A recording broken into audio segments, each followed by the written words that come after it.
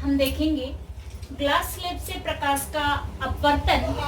तो glass slab जैसे मैंने आपको बताया था कि ये एक ग्लास स्लैब है।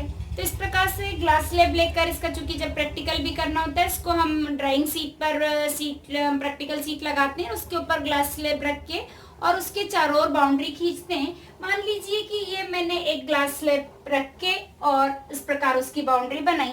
ABCD जो है एक ग्लास स्लैब है और यहाँ से कोई एक आपतित प्रकाश किरण आपतित हो रही है और अभिलंब के साथ वो आई कोण आपतन कोण बना रही, आपतन कोण आई अभिलंब के साथ में बना रही है। ये 30, 40, 35, 50 कुछ भी डिग्री का हो सकता है। और इसके ऊपर यदि मैं 2 पिन लगा देती हूँ इस प्रकार से, 2 पिन लगाई, ABCD हो चुका था हमारे पास, इसको E नाम दे देते हैं, E व F 2 पिन लगा देते हैं। इस प्रकार से मान लीजिए ये एसआल पिन 2 लगा दी गई हैं इसके ऊपर और दूसरे सिरे से जब इस प्रकार रखा रहेगा ये स्लैब और यहाँ पर 2 पिन लगाई है, तो दूसरे सिरे से यहाँ पर जब हम उनका प्रतिबिंब देखेंगे कि जो एकदम एक सीध में आए और इस प्रकार से देखते हुए यहाँ पर हम 2 पिन लगाते हैं, तो हम पाएंगे कि इस प्रकार से जो हमें यहाँ पर निर्गत किरण जो प्राप्त होती है और फिर उस बिंदु को यदि हम मिलाएं तो यह किरण जो है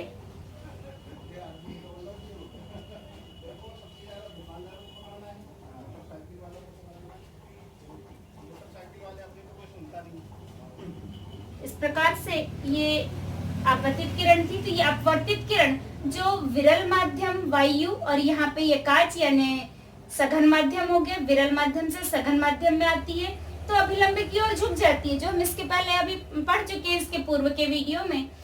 ये प्रकाश किरण को इस प्रकार सीधे निकलना चाहिए था, लेकिन यहाँ हमें ये अपवर्तित किरण इस प्रकार यहाँ पर प्राप्त होती है। ये अपवर्तित किरण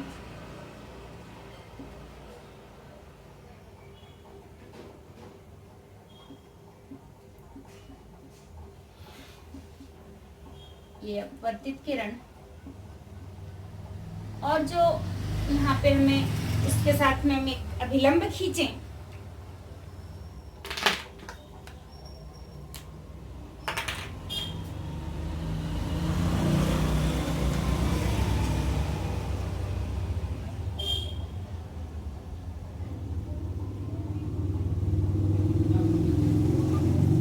पिन लगाई थी, इसका हमें यहाँ पर जो उनका हमने जब एक सीध में देखते हुए और 2 पिन पुनः हम लगाते हैं तो इस प्रकार से ये G और H 2 पिन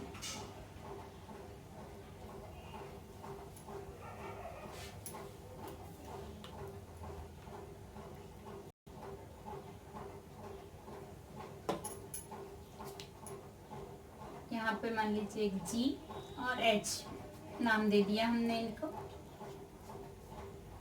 पिन इसको लगाते हैं तो ये जो हमें निर्गत किरण प्राप्त होती है, ये जो किरण है निर्गत किरण।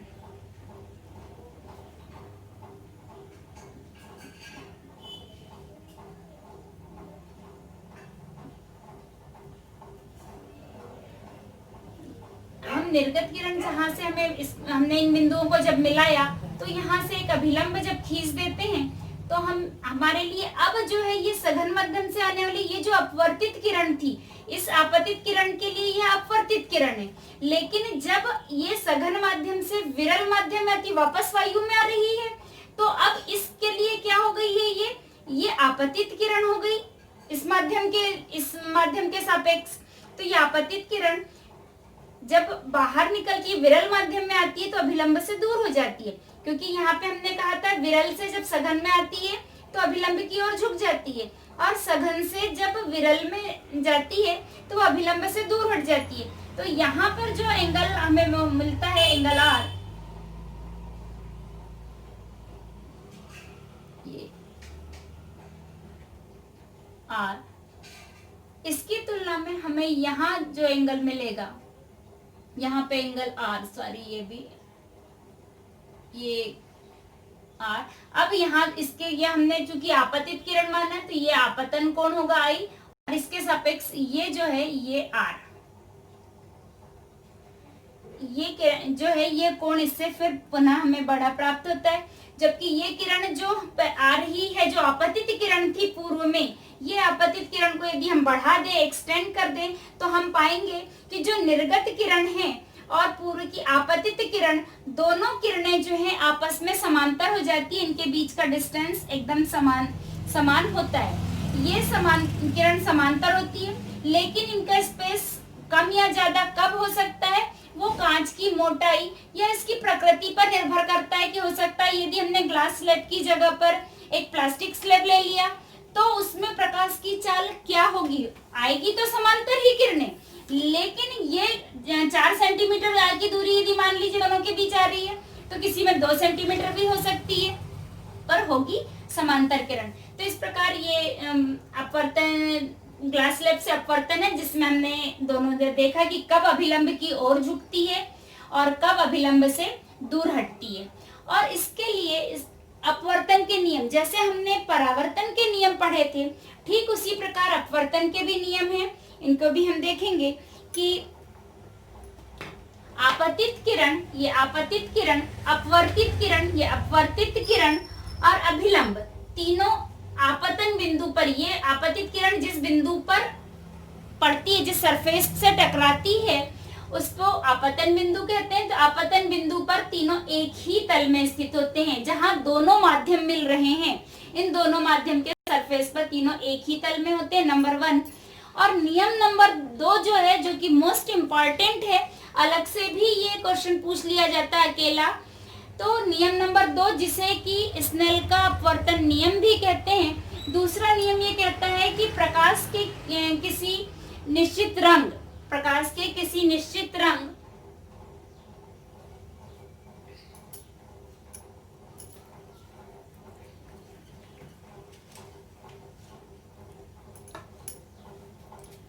प्रकाश के किसी निश्चित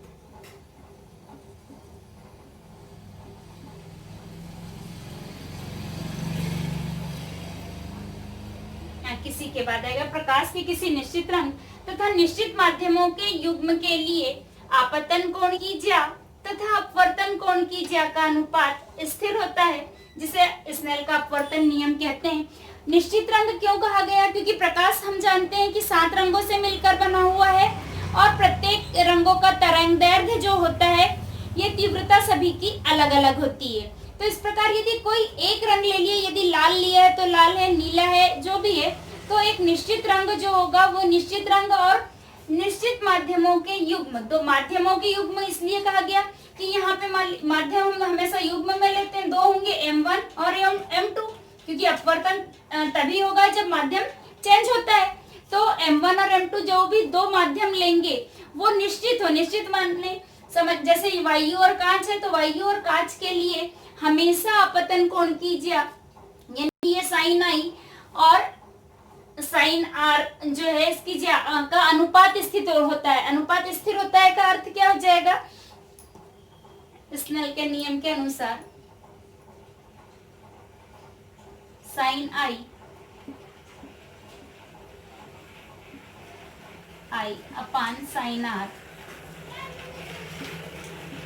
ये sine i upon sine r, ये अनुपात हुआ, और ये स्थिर होता है, यानी इक्वल, एक स्थिरांक, एक कांस्टेंट प्राप्त होता है।